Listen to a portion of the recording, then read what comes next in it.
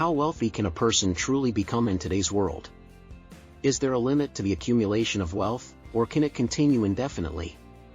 These questions aren't just about numbers, they reflect deeper issues of inequality, power, and the role of awareness in shaping our society. Today, we'll explore the boundaries of wealth, the factors that drive it, and how awareness, or the lack thereof, plays a crucial role in this dynamic. Let's start by addressing the question, how wealthy can one person become? In theory, there's no ceiling to wealth accumulation. If we look at some of the world's richest individuals, like Jeff Bezos or Elon Musk, who have amassed fortunes well over $100 billion, it seems the sky's the limit. But what drives the seemingly infinite accumulation of wealth? Several factors contribute to this phenomenon: technological innovation, access to global markets, and most importantly, a system that often favors the wealthy. But here's the catch: while a few see their fortunes skyrocket, the majority struggle. Currently, 1% of the world's population controls over 50% of global wealth, while the bottom 90% holds just 15%. How did this happen? And why does it persist? The concentration of wealth and power in the hands of a few is not a new phenomenon. Throughout history, we've seen similar patterns in ancient regimes. Take, for example, the monarchies and empires of the past. Whether it was the pharaohs of Egypt, the emperors of Rome, or the kings of medieval Europe, a small elite controlled vast resources while the majority lived in relative poverty. In these societies, wealth was often passed down through generations, and the ruling class maintained their power through complex systems of patronage, law, and sometimes sheer force. The masses, largely unaware of the mechanisms that kept them in subjugation, accepted this order as the natural state of things. But are we really so different today? In the modern world, instead of monarchs, we have billionaires. Instead of royal decrees, we have corporate laws and financial regulations that often serve to entrench the wealth of the few. And while the tools and systems have changed, the underlying dynamics remain strikingly similar.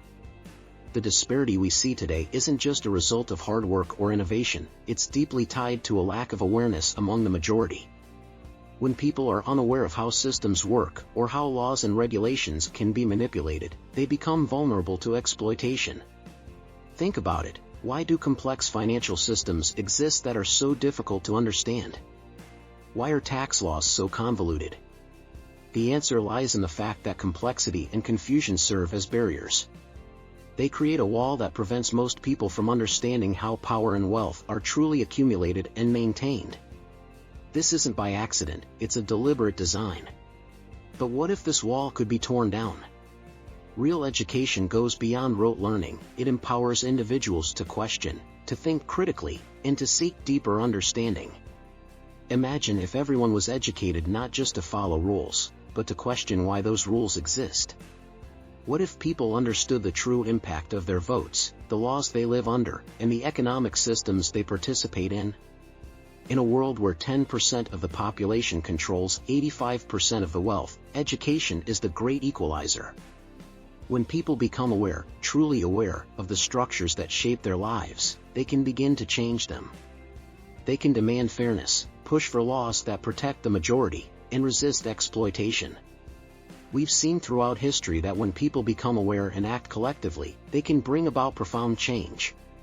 Let's look at some real-world examples. The labor movements of the early 20th century, for instance, were born out of a collective realization that workers had rights, and that they deserved fair wages and safe working conditions.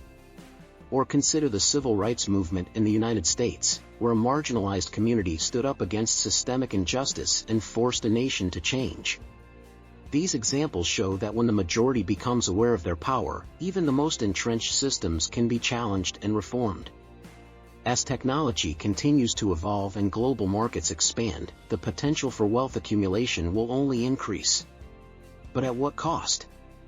If the current trend continues, with wealth becoming even more concentrated, we could face serious social and economic consequences. But it doesn't have to be this way. Imagine a future where awareness leads to a more equitable distribution of resources, where laws are crafted to protect the many rather than enrich the few, and where every individual has the opportunity to thrive. This isn't a utopian fantasy, it's a possibility that we can achieve through collective action and a commitment to justice. So, how wealthy can a person become? As wealthy as we allow them to be. The real question is, at what point do we, as a society, say that enough is enough? When do we demand that wealth be shared more equitably, that opportunities be accessible to all, and that our systems work for everyone, not just the privileged few? The power to create a more just world lies in awareness.